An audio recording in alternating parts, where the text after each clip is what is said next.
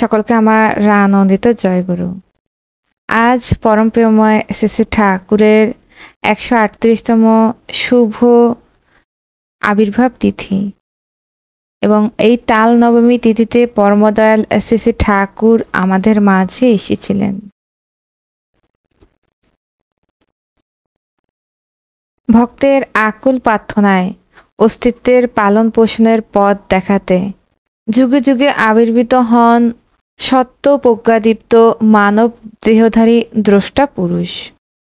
বর্তমান যুগে তিনি প্রেমের ঠাকুর। ঠাকুর অনুকূলচন্দ্র রূপে আবির্ভূত হয়েছিলেন। তার আগমন বার্তা ঘোষিত হয় এক প্রবীণ সন্ন্যাসীর কণ্ঠে। পাবনা জেলার পদ্মার উত্তর তীরে হিমায়তপুর গ্রাম, 1295 30শে ভাদ্র, 14ই সেপ্টেম্বর 1888 খ্রিস্টাব্দ। তাল নবমী তিথি। পিতা শিবচন্দ্র চক্রবর্তী ও মাতা মনমোহিনী দেবীর জ্যেষ্ঠ পুত্র শ্রী শ্রী ঠাকুর অনুকূলচন্দ্রের জন্ম হয়। মার দেওয়া নাম অনুকূল। অনুকূল নামের 4টি অক্ষরের ব্যাখ্যা মাই করলেন কবিতার ছন্দে। অকুলে পড়িলে দীনহীন জনে, নুয়াইও শির কহিও কথা, কুল দিতে তারে সেধো প্রাণপণে, লক্ষ্য করি নাসিও ব্যথা।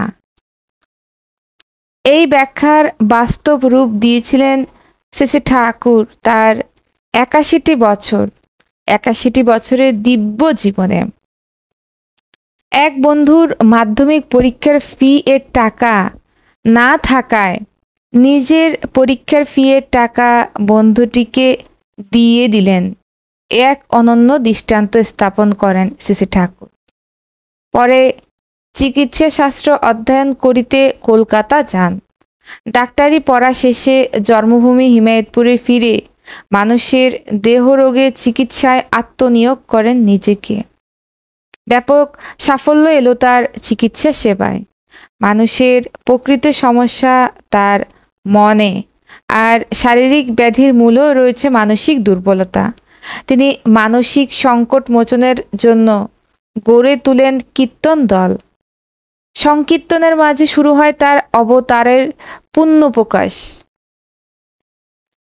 কীর্তন চলাকালীন সময়ে তার ভাব সমাধি অবস্থায় উচ্চারিত ব্রহ্মবাণী নিয়ে লিপিবদ্ধ গ্রন্থ পূর্ণ পুঁথি, যা মানব জীবনের অমূল্য সম্পদ।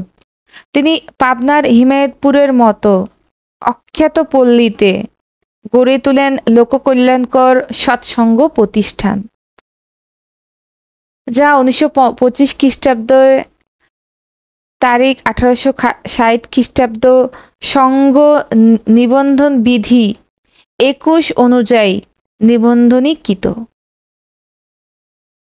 এবং এটি সর্বপ্রথম সাংগঠনিকভাবে সংস্থা রূপে রাষ্ট্রীয় আইনগত স্বীকৃতি লাভ করে।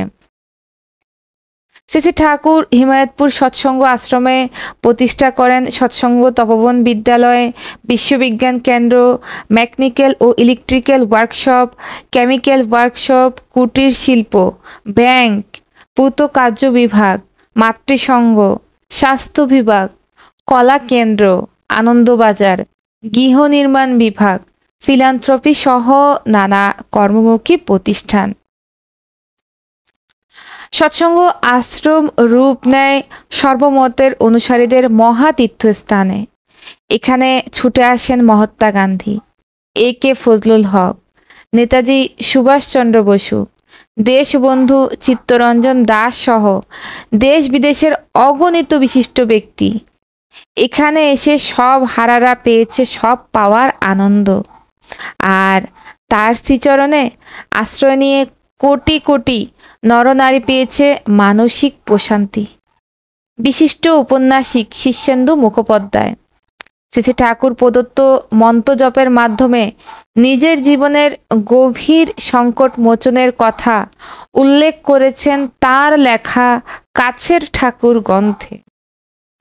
শ্রী ঠাকুর অনুকূলচন্দ্রের জীবনে প্রধান বিষয় ছিল মানব জাতির জীবন বৃদ্ধিবাদ।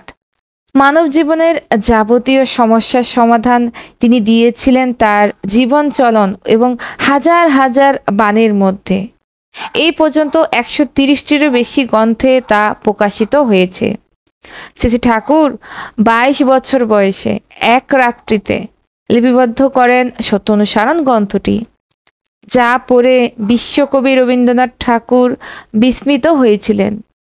ধর্ম সম্পর্কে শ্রী ঠাকুরের উক্তি, ধর্ম হচ্ছে বাঁচা বাড়ার বিজ্ঞান, ধর্ম সবাই বাঁচে বাড়ে, সম্প্রদায়টা ধর্ম নারে, এই সংজ্ঞা নির্দিষ্ট কোনো মতের নয়, এ হচ্ছে সার্বজনীন। মানুষ নিজের ও তার পরিবার ও পারিপার্শ্বিকের বেঁচে থাকা ও বেড়ে ওঠার পথে যা অনুকূল তাই ধর্ম, আর তার বিপরীতে যা কিছু তাই অধর্ম। শ্রী ঠাকুর বিজ্ঞানসম্মতভাবে এই ব্যাখ্যা করেছেন। এই ধর্ম ব্যাখ্যা সাম্প্রদায়িক সম্প্রীতির চাবিকাঠি। মাতৃভূমির প্রতি শ্রী ঠাকুরের আকুলতায়, শ্রী ঠাকুরের ঐকান্তিক আকুল আগ্রহে শ্রী ঠাকুরের ভক্ত অনুরাগীরা 1925 খ্রিস্টাব্দে নিবন্ধিত সৎসঙ্গ সংগঠনের ধারাবাহিকতায় পুনরায় আবার সৎসঙ্গ সংগঠনটি নিবন্ধিত করেন। শ্রী ঠাকুরের প্রতিটি মুহূর্ত কেটেছে মানব কল্যাণের আকাঙ্ক্ষায়। তার প্রিয় জন্মভূমি হিমায়তপুরে ফিরে আসার আকুলতা, ভারতের দেওঘরে তার লৌকিক জীবনের প্রয়াণ ঘটে 1969 সালের 26শে জানুয়ারি। শ্রী ঠাকুরকে ভালোবেসে শ্রী ঠাকুরের নামটি সঙ্গে সঙ্গে যুক্ত করাটা ছিল সাধারণ ভক্ত প্রাণের আকুতি।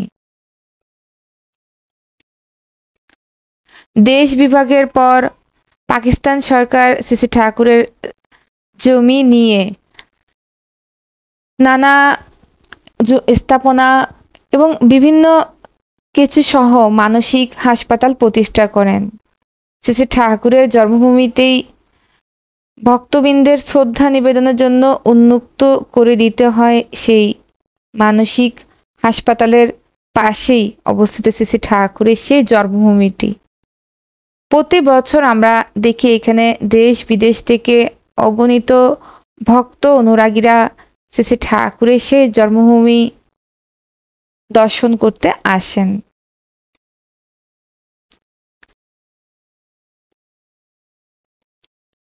শ্রী ঠাকুরের এই পুণ্য জন্মদিনে প্রত্যেকের মঙ্গল প্রার্থনা করি পরমদয়ালের রাতুল চরণে। সকলকে আমার আনন্দিত জয় গুরু।